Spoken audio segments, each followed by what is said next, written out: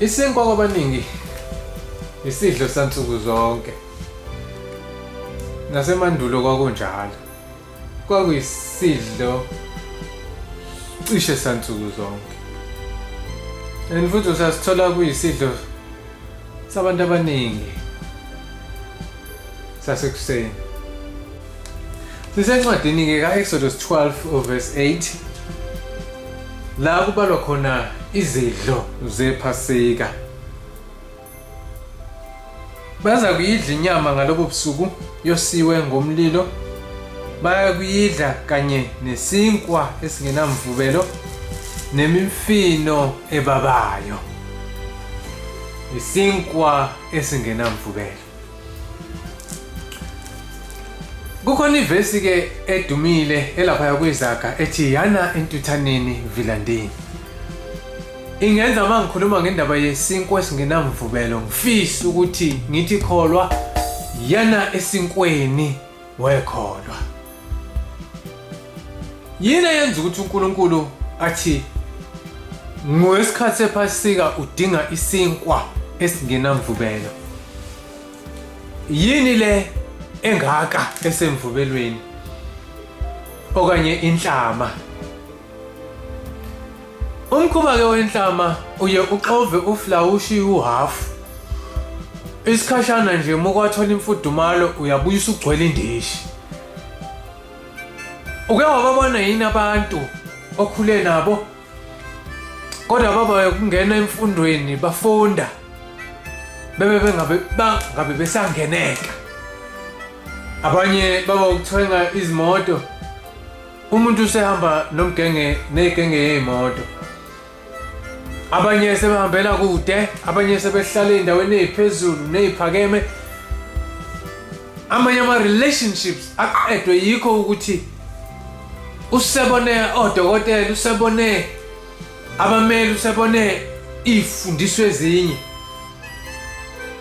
Iyo lento yenza ukuthi uNkulunkulu uma ekhuluma ngemvubelo esinkweni abese eyilumbanisa nempakamo kumuntu.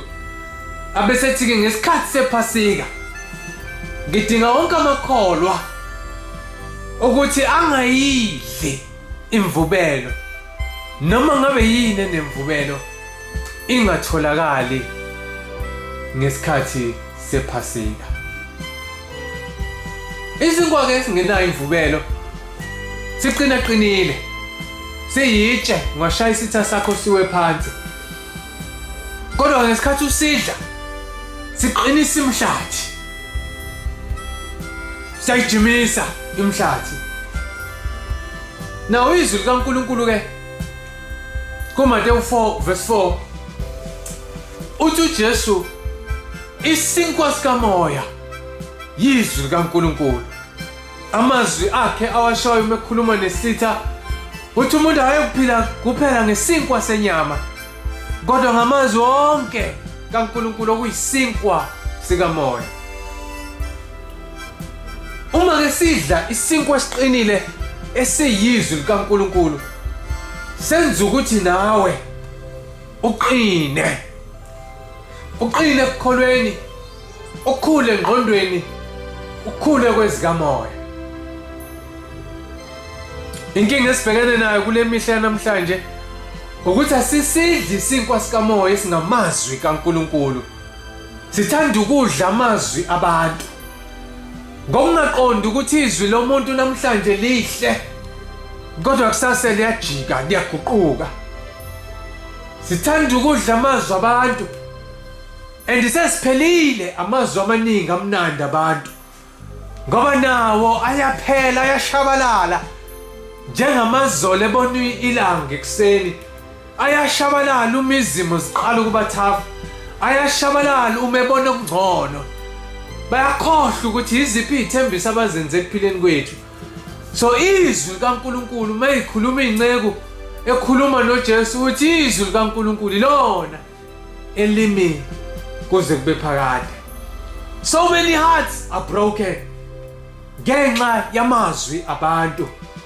Sithi sisahlephukile sinjalo siphinde sithathekiswa omunye okhuluma kamnandi siphinde siziphonse kwezinye izandla ezisihehe ngamazwi amnandi kanti nazo futhi zizosilimaza. Lalela mntu kaThixo, kubalulekile ukuthi sazane nesinkwa sikamoya esiyizwi likaNkulunkulu. uJesu mekhuluma kahle kuMateyu 7 verse 24 verse 24 kuya 29 uthi indoda ekholwa yizwi likaNkulunkulu noma ephila ngezwi likaNkulunkulu ifana nendoda eyakhe edwaleni. Kubalulekile ukuthi wakhani, uyakhaphi, uyakha ngani, nokuthi uyakhelwa ngubani. Ngoba maHubo 127 verse 1 athi uma uJehova engayakhi indlu abayakhayo bayakhela ize. Uyakhaphi indlu yakho? Uma ungayakhela ezwini likaJehova ufana nendoda yakhe emhlabathini. Uma kuqhamuka iphepho, kuqhamuka ivunguvungu, kuqhamuka imvula, lithi iBhayibheli kwabakhulu kwaleyo ndlu eyakhelwe esihlabathini ingenasisekelo esiqinile esiyizwi likaNkulunkulu. Siyathanda ukuhamba sakhe noma ikephi, sakhe noma ingani, sakhelwe noma ubani. Abangasitsheli khona ukuthi konke sikudlayo okungalungile kuyasidla nakho. Buza abadla iwunga, uma iqala iwunga eyidla akuphela isikhathi esingakanani naye imudle kubonakala ukuthi khona into ayidlayo lo. Abizwe ngephara ngoba le nto ayidlayo iyamudla naye. Akasazwani namanzi okugeza, ingqondo ayisacabangi ngaphandle kwalento. Usencamela ukuthi antshontshele nabakubo yile nto ayidlayo naye iyamudla. Abanye bathanda ukuphuza uphuzo olunamandla, ngesikhathi beliphuza nabo liyabaphuza. Ubone ngempimbo umuntu esamusha, ubone nezinto eziningi ezahlukahlukene ezikhombayo ukuthi le nto oyidlayo iyakudla nawe. Abanye abakhetha izinto abayidlayo, badla noma yini, ngisho ngabekwa inyama yengwenya bayadla, inkawu bayadla, ingulube bayadla, badla yonke into nento iBhayibheli elithi ingcolile bayayidla. Bese simangala uma sezizidla izifo. Sekukhona izifo eziningi ezahlukahlukene, imdlavuzi, cancer, oma brain tumor, izifo zengqondo. Kube kuningi okusihlaselayo emzimbeni. Nodokotela bagcina sebeqakeka angaveli amakhambi ngenxa yokuthi kukhona izinto esiyidlayo ezingalungile nazo ziyasidla. Abanye bayancindiswa, badliswa izinto nezitaputapu, kuthiwa kuqiniswe imizi, kuqiniswe imizimba, kuqiniswe imishado, kuqiniswe imidlelwane. Zonke lezi zinto esiyidlayo abasitshela ukuthi nazo ziyasidla, zisazobuya. Ekugcineni will suffer the consequences. Nasi isiluleko samahala sithi yidla isinkwa sokuphila, yidla isinkwa esiyizwi likaNkulunkulu ukuze uphile, uphilise nabakuzungezileyo. Iyaqhubeka ke indaba yesinkwa esingenamvubelo ku-Exodus chapter 12 sesifunda uverse 15 uthi izinsuku eziyisikhombisa niyakudla isinkwa esingenamvubelo. Yebo, ngosuku lokuqala noyikhipha imvubelo endlini zenu, ngokuba bonke abadla okuvutshelweyo kusukela osukwini lokuqala kuze kufike usuku lwesikhombisa, labo bayakunqunywa kwa-Israyeli, bayakudingiswa ngolimi lwethu, bayaxoshwa ngolimi lwanamhlanje. Ngendlela isinkwa esingenamvubelo esasibaluleke ngayo ephasikeni, lithi iBhayibheli kwakudinga basidle iviki lonke, iy'nsuku eziyisikhombisa. Inamba ke eBhayibhelini u7 isho ukuthi okuphelele. Naw lithi-ke iBhayibheli babelidla iwundlu, yebo, nemifino ngosuku lwephasika, usuku lokuqala, kodwa iviki lonke okwakufanele baqikelele ukuthi bayakudla isinkwa esingenamvubelo. Sesisichazile ukuthi isinkwa esingenamvubelo yizwi likaNkulunkulu. uNkulunkulu-ke wenza isimanga, kwathi ngenyanga yesithathu wayijika wayenza inyanga yokuqala inyanga yephasika yayinyanga yokuqala. Ngamanye amazwi ku-Israel namaJuda kwakuthi maqala unyaka bese beyadetoxa ngezwi likaNkulunkulu. Badetoxa wonke amazwi ekade bewalaleli unyaka wonke odlulile. Akade balimaze ebuhlungu ehlakanzima ey'nhliziyweni zabo. Amazwi abaphula inhliziyo abashiya imphefumulo ilimele. Babedetoxa ku-7 days. Laba bedla khona isinkwa esingenamvubela.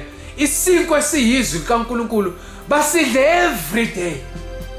Ngaleso sikhathi noma ngabe wawuhletshwe umakhelwane, noma ngabe wawuhlekwa, noma ngabe wawuzondwa, kukhulunywa amagama amhlungu kuwe, kodwa uthi uqala unyaka bese uyayidetoxa yonke into esemzimbeni wakho ngezwi likaNkulunkulu. U7 days wonke wawuqala unyaka uqale kahle. Uqala unyaka uqala impilo entsha.